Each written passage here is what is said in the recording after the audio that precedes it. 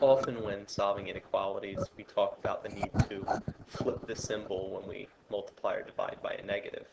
And often kids will just try and remember it as a rule. Let's take a second to examine it so maybe you can develop a little better understanding as to why.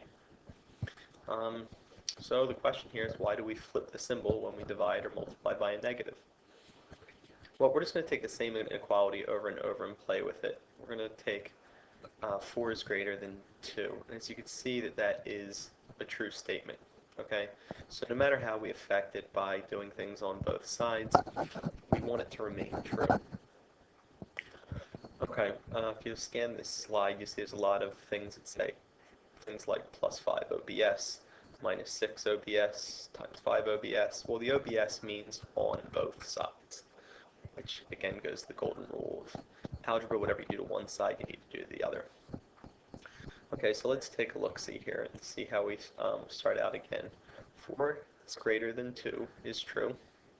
If we add 5 to both sides, we're going to get 9 is greater than 7. And we also see that that is still true. So adding something to both sides doesn't seem to be any type of crisis. Okay?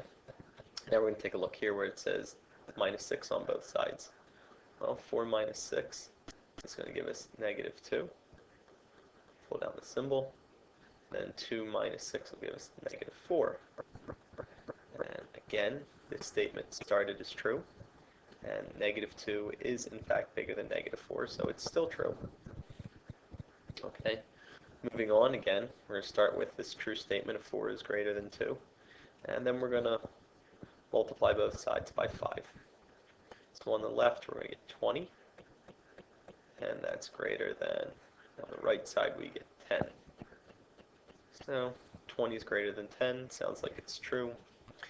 So we've added, subtracted, and multiplied, and nothing really seems to have changed the statement from being true to false. They've all been true to true. Okay, so here 4 is greater than 2. That is in fact true. So now we're going to divide both sides by 2. So 4 divided by 2 is 2. 2 divided by 2 is 1. That is still true. Okay, so now let's take a look here down where we're going to play with some negatives here.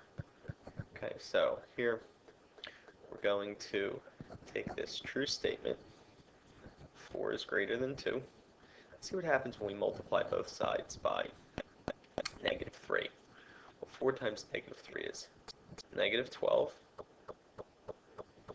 And pull down the greater than sign, and 2 times negative 3 is negative 6.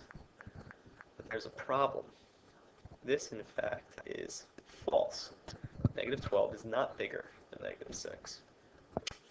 Okay, so where does that leave us? Well, I guess that leaves us in a very simple place to maintain its original level of truth. We can, probably guessed, flip the symbol from greater to less than. So here we see that this statement is now true. And this is because we, in fact, multiplied by a negative. Okay? That is why this happened.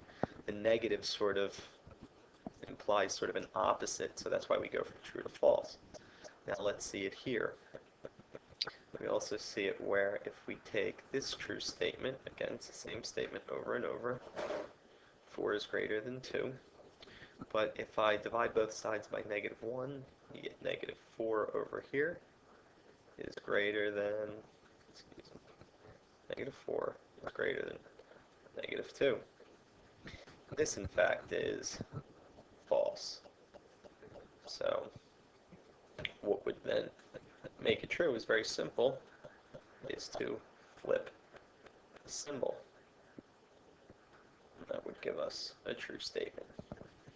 Now, there are no variables in any of these problems, but the one thing you see is that anytime we multiplied or divided by a negative, we initially got a false statement.